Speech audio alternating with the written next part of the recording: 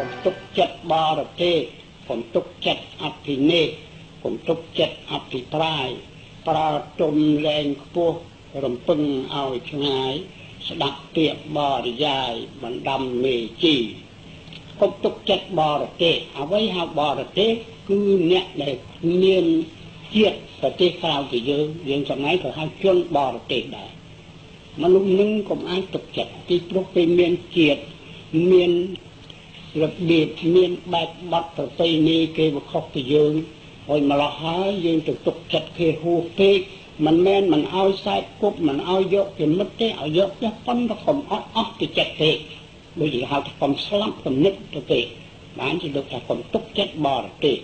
កុំទុកចិត្តអភិនេស្យ៉ាងម៉េចអភិនេស្គឺសរសេរអភិនេស្សក្រមៈប៉ុន្តែគេបដិសេធមកចោលអភិនេស្សក្រមៈហ្នឹងគឺអ្នកបួសហ្នឹងក៏អាចទុកចិត្តថាបិទតបួសបិទតលោកបួសហើយក៏សត្វតែមកចាំមិនមែនទេជួនកាលបួសបោកប្រសក់ក៏មានដែរបួសហើយធ្វើជាអ្នកមិនពិតមិនត្រង់ក៏មានដែរតែនេះលោកគ្រូអាត្មានាំនិទានឲ្យស្ដាប់ថាមានរឿងពីតបោះមួយរូបនឹងថាប្រព្រឹត្តនោះទៀងទាត់ណារឿងពីព្រេងនេះមករឿងនេះក្នុងកាពីក៏មានដល់ប្រព្រឹត្តទៅមហាសេដ្ឋីមួយនឹងគក់ចិត្តស្រឡាញ់តបោះនឹងគោរពក៏ចេះតែនិមន្តមកព្រោះតបោះក៏នៅព្រៃគាត់អាស្រ័យផ្លែឈើមើលឈើយូរគាត់ចូលមករកភូមិបាលីគេហៅថាលោណាំទិលៈសេវនថាយៈនេះចូលមករកវត្ថុមានរសជាតិជូរប្រៃហើយរក្សាអីខ្លះដើម្បីនឹងឲ្យធៀបរូបកាយវាស្រួលរបិទទៅនៅក្នុងព្រៃនោះទីតែផ្លែឈើមើលឈើទៅគ្មានទាំងស្អីជាមួយផងជួនកាលវាហើមសាច់ហើមខ្លួនទៅក៏មានដែរបានចិត្តយូរគេចូលមកភូមិសុតម្ដងតាមបីមករកដូចជាខ្មែរយើងតែមករកសម្ដៅអីចេះខ្លះផ្អករកខ្លះទៅណាក៏មហាសេដ្ឋីនឹងកក់ចិត្តនឹងតបោះហ្នឹងតាមតែរៀបចំនិមន្តមកឆាន់យូរទៅចេះតែសង្រុំគ្រាប់ចិត្តឡើងចាប់តែមានមួយថ្ងៃហ្នឹងផ្ទះធំវារវល់ក៏ឲ្យទៅឆាន់នឹងរោងរៀបចំកន្លែងស្អាតបាតរោងហ្នឹងវាទៀបសម្រាប់ដែលយល់ស្បូវហ្នឹងប្រក់ស្បូវហ្នឹងវាទៀបឲ្យស្បូវហ្នឹងវាចាស់តបោះហ្នឹងក៏ដឹងណា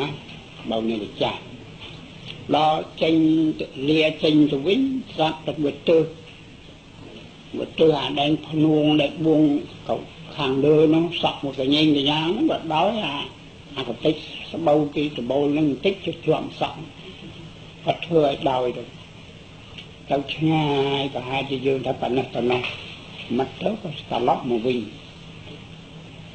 នោះសាថៃសួរថាលោកតាមុនមកវិញមានការអីចេះទេអាត្មាប្រហែលជាគិតចេញទៅវត្តនិយាយបែបចឹងវត្តក្បាលអាត្មានេះភ្នួងសក់ហ្នឹងវាប៉ះនឹងចុងសម្ញាបរោងហ្នឹងដាច់ស្បូវបន្តិចមកជាប់សក់ណាឥឡូវអាត្មាសូមយកមកជូនលោកវិញព្រោះរបស់លោកច្បាប់អ្នកបួសតើគេមិនអោយហើយយកមិនបាន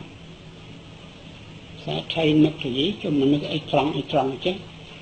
ចុះបើមានរឿងអីស្បបន្តិចស្បូវបន្តិចក៏យកមកឲ្យឯងវិញនេះតែចូលសក់បតាចោលខ្លាំងហើយគាត់មិនមានប្រាក់គាត់យកមានគាត់ប្តីប្រពន្ធយកទៅផ្ញើតបោះនេះគាត់ផ្ញើក្នុងទីណាមួយក្នុងព្រៃរបស់នឹងទៅមកណាដឹងអានតែផ្ញើឡើងឡើងតែបានមានអញ្ចឹងគាត់លេងទៅតាសាវរត់បាត់អាហ្នឹងហៅថាកុំទុកចិត្តអភិនេស្ហ្នឹងគឺអ្នកបួសទុកបោះទុកវិស័យជុំលោកដាក៏ដោយតែថាជាអ្នកបួសសាសនាណាក៏ដោយកុំអាចទុកចិត្តទេមិនមែនសុទ្ធតែស្ទឹមត្រង់ទេនោះច្បាប់ហ្នឹងមិនមានលក្ខណៈគេចឹងមិនមាននេះហៅថាកុំទុកចិត្តអភិនេស្ចុះកុំទុកចិត្តអភិប្រាយនឹងយ៉ាងម៉េចអភិប្រាយៈជាពាក្យសំស្ក្រឹតបាលីហៅអភិបាយៈសំស្ក្រឹតអភិប្រាយប្រែមកដូចគ្នាស្តៀងនឹងអធិប្បាយចឹងពាក្យនេះប្រែថាសេចក្តីប្រាថ្នាប្រែថាបំណងប្រែថាការរីរាប់សេចក្តីដល់ពុស្បាដោយសពគ្រប់ឧបមាថាដូចជាមនុស្សម្នាក់គេជាអ្នកប្រាជ្ញគេជាអ្នកចេះដឹងនិយាយនោះដូចថាវហឡាហេវ ចេះថាអធិប្បាយពីនេះពីនោះស្អេកស្អាតទៅហើយមនុស្សដែលមិនពិតចេះតែជឿថាអីជឿប៉ុន្តែវាលហលហាចពេកទៅវាហួហាចអានេះខ្ញុំអាចជឿទេខ្ញុំទុកចិត្តថាសុទ្ធតែមែនមិនមែនទេជួនកាលខុសទេអត់លោកយល់ទេអានេះហៅថាខ្ញុំទុកចិត្តអភិប្រាយប្រើទុំលែងខ្ពស់រំពឹងឲ្យឆ្ងាយឥឡូវនេះទៅតែថាប្រើស្ទុំលែងខ្ពស់រំពឹងឲ្យឆ្ងាយអាត្មាយកច្បាប់គេបោះពុំមើលម៉ែហើយប្រើទុំវាយសេចក្តីបែកទៅដាក់ប្រើស្ទុំនឹងប្រែថាឈឺពោះឆេវបើយើងសួរថាម៉េចអត់ណាចុកពោះឈឺអត់ហើយប៉ុន្តែនៅស្ទុំនឹងងុំនឹងមិនកើតបាក់អានេះគេហៅស្ទុំ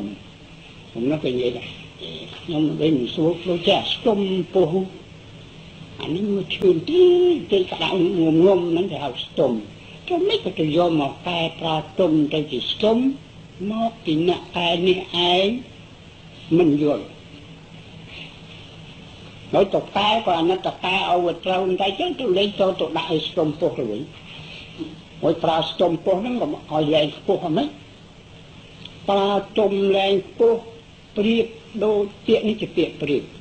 ដូចសត្វវាទុំនឹងត្រនំយើងគេទុកត្រនំទុកដែលវាទុំនឹងដូចយើងអង្គុយដូចអង្គុយរបស់យើងបានសេចក្តីថា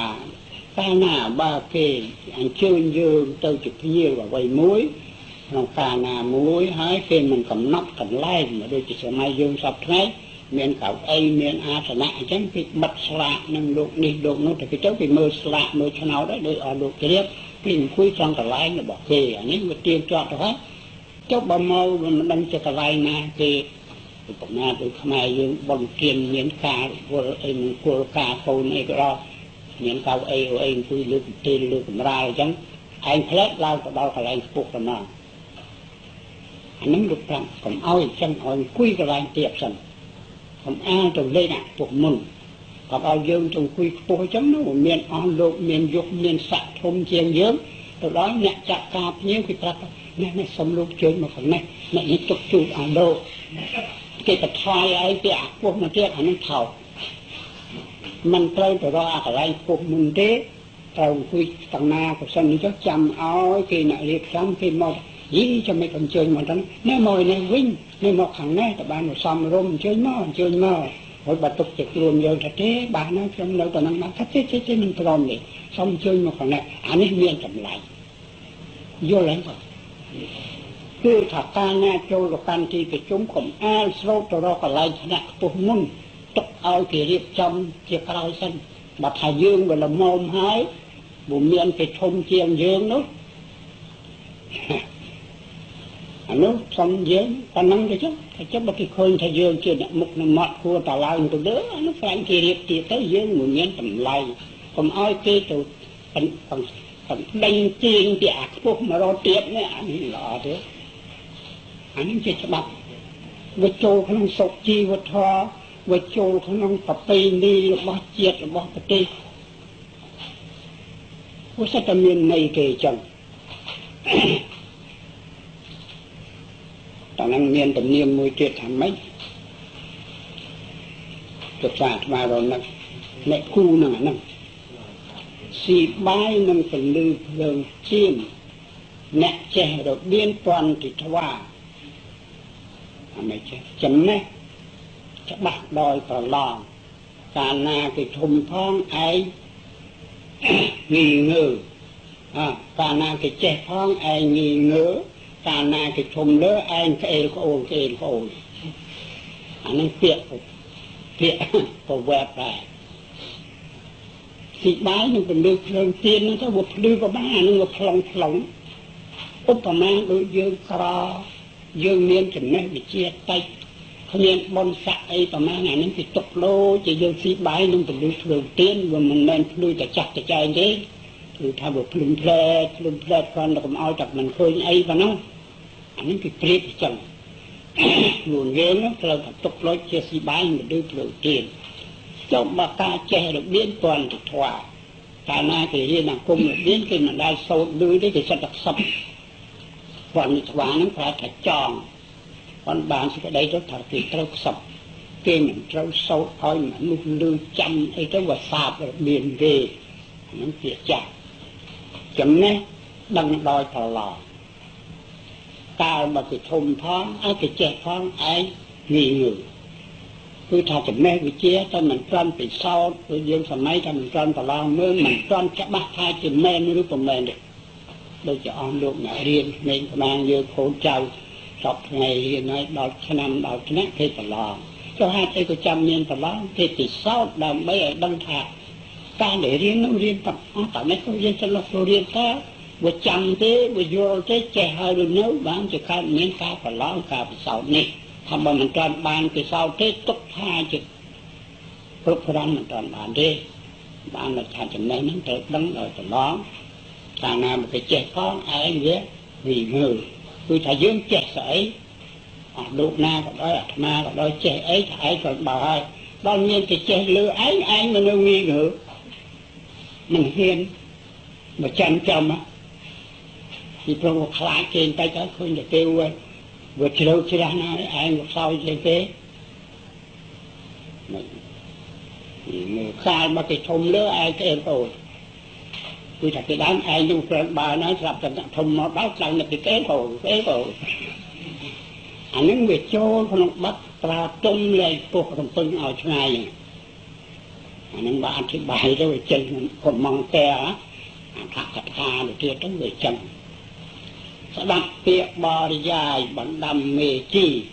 ស្អីមេជីនោះមេជីគឺមេបាគឺមេត្តាបិតាចាស់ប្រធាចាដែលគ្រូបាអាចារ្យដែលយើងត្រូវគោរពត្រូវចេះចាំពីលោកស្ដាប់អវាទលោកអានឹងគេហៅមេជីពាក្យថាជីនោះមនុស្សចាស់តាំងសិលអ្នកបួសនឹងគេហៅថាមេនឹងគេហៅថាជីវិញអ្នកណាដែលគេធ្វើជាអ្នកគ្រប់គ្រងលើពួកជីនឹងគេហៅមេជី